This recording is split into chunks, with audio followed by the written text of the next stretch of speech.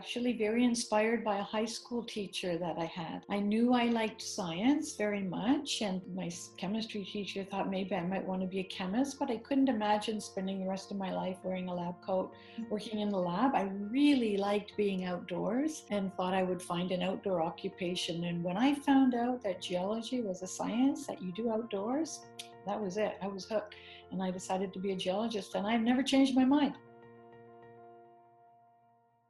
Absolutely. I think it's really, really rewarding and challenging work. You'll never be bored. It's very exciting. It's a young science, and it's really full of new discoveries all the time. And working in mineral exploration, sometimes people say it's like a treasure hunt for grown-ups. They're always looking for new things in new ways, in new places, and it's really fun and never gets old.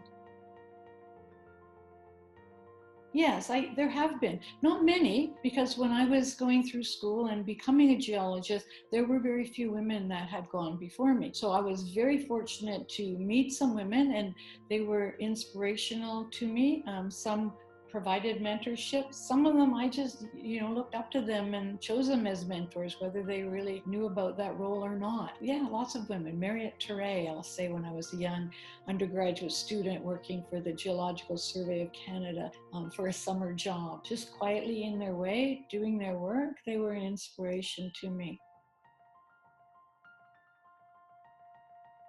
There's been tremendous progress. The number of women has increased year after year after year. It's still not an equitable division. There are still more men than women in the industry, but it's getting better all the time. And I think now there's a lot more awareness of the benefits that equity and diversity and inclusion can bring. So I think this is a really good time to be a woman in this industry.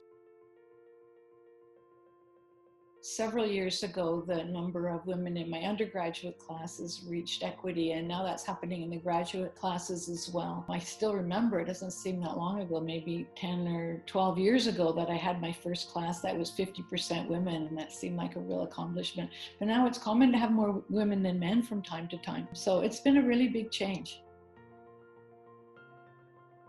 Many obstacles. I've been in this for a long time. So when I was a student, we still didn't have laws protecting equity in employment. So job ads could still be written to specify whether a male or a female could apply. And so when I was interviewed for my very first summer jobs as a field geologist, I was sometimes told outright that I was not eligible because I was female. And because there weren't very many women before me, we didn't have things like maternity leave and any understanding of the sort of the special considerations that women might have in their careers. We just had to figure out how to manage on our own, and we did. All of those things are changing and have changed, and that's a good thing.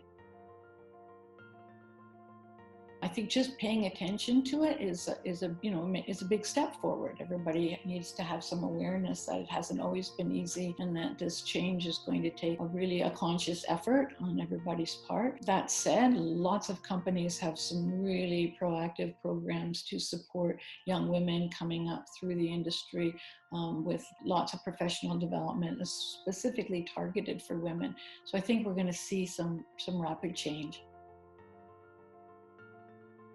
Well, I think we need to continue to pay attention to it. And I can remember when I was a young professor and I had a young family and I was working really hard to be able to be a good mother and be a good professor. We had field trips that would go for days or weeks to do research, and I would have to have accommodation to take care of my son. Sometimes he came along with me. I'd bring a babysitter with me, and I'd be able to see him in the evening when we came back from the field. And I was always doing those things, but I can remember one of my female students saying, "Oh, I don't think I would ever have a family because look how hard it is for you to accommodate this." And I remember thinking, oh dear, I've got to keep doing it, only now I have to make it look easy.